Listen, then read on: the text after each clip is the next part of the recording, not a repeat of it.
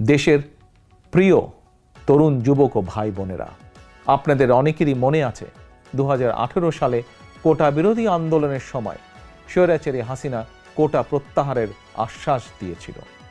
এখন আবার আদালতকে ব্যবহার করে সেই কোটা ব্যবস্থা পুনর্বহাল করেছে। আজ এটি স্পষ্ট যে এটি ছিল শিক্ষার্থীদের সঙ্গে প্রতারণা।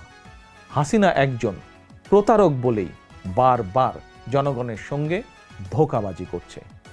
কোটা কখনো মেধার বিকল্প হতে পারে না।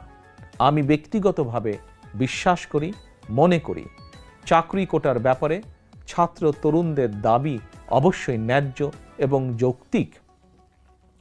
জনগণের রায় বিএনপি সরকার গঠন করতে পারলে অবশ্যই ছাত্র তরুণদের যে কোনো যৌক্তিক এবং ন্যায্য দাবি বাস্তবায়ন করবে।